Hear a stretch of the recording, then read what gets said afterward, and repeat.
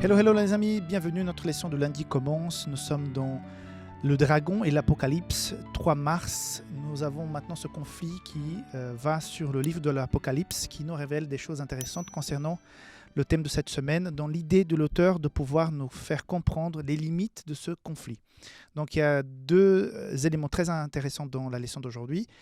Il y a une guerre globale. Quand on parle de globe, on parle de la terre. Et là, il est dit que le grand dragon s'oppose à Dieu, il trompe le monde entier. Donc, ça veut dire que la place de cette guerre est donc cette planète dans laquelle nous vivons, dans ce globe. Donc, on va voir, par exemple, dans le chapitre 13, verset 2, à la deuxième partie, nous sommes dans Apocalypse 13, verset 2, hein. Le dragon lui donne à sa puissance et son trône et une grande autorité.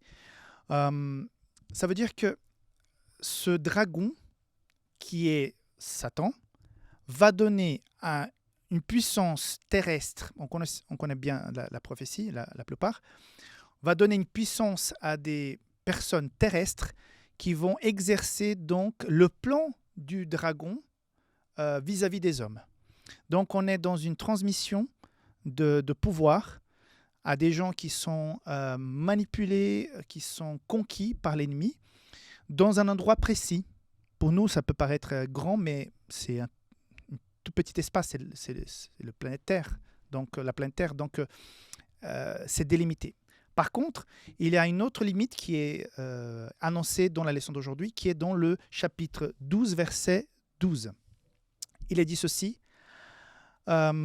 C'est pourquoi réjouissez-vous, cieux, et vous qui habitez dans les cieux, malheur à la terre et à la mer, car le diable est descendu vers vous, comme on a déjà lu précédemment, animé d'une grande colère, ça on le savait déjà, sachant qu'il a peu de temps. Donc, il y a une limite dans l'espace, dans la région, c'est-à-dire la planète Terre, et dans le temps, parce que s'il a peu de temps, c'est que le temps est limité. Donc, à quel moment Satan a su, où c'est écrit la limite, où est-ce que c'est noté, combien de temps ça va durer? Moi, je n'en sais rien. Nous n'en savons rien. Mais le plus important ici, ce n'est pas de savoir. C'est comme la date de retour de Jésus. Seulement Dieu sait le jour de son retour. Donc, j'imagine que seulement Dieu sait le temps que ça va prendre, quand est-ce que ça va s'arrêter.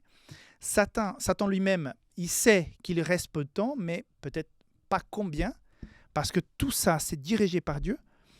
Mais une chose est sûre, on comprend que sa limite d'action, c'est le planète Terre, et le temps, il est en train de s'écouler.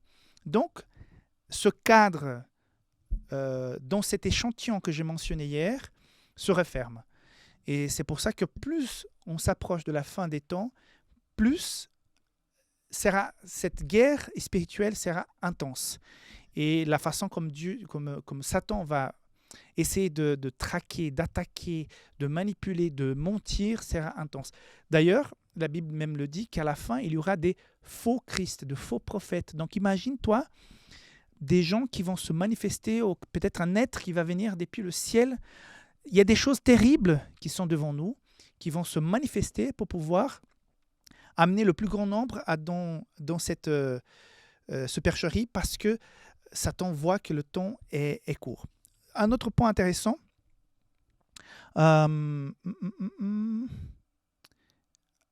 effet, à la fin de la leçon d'aujourd'hui, Dieu finit par triompher.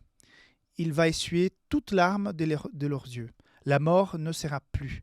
Il n'y aura plus ni deuil, ni cri, ni douleur, car les premières choses ont disparu. Malgré tout ce conflit politico-religieux mené derrière par ce dragon, avec la bête qui vient de la mer, avec la bête qui vient de la terre, tout ça, ensemble, c'est pour, à quelque part, détruire l'espoir, détruire la plupart des gens qui sont encore dans la foi, dans la crainte de Dieu. Mais nous savons qu'à la fin, il y aura toujours un peuple élu pas par Dieu, mais élus parce qu'ils ont choisi Dieu, qui vont résister jusqu'au bout et qui seront donc sauvés. Le plus important, c'est que dans cette histoire, on n'est pas vaincu parce que l'ennemi est grand et puissant.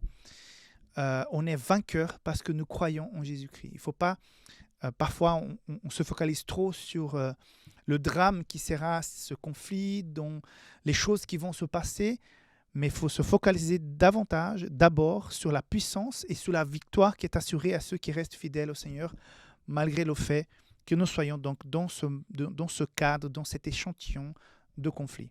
Donc voilà, il y a un temps, il y a un périmètre, il y a des ennemis, il y a des combattants, mais nous sommes du côté des vainqueurs et tout ça finira bientôt. Donc que tu puisses garder ta foi.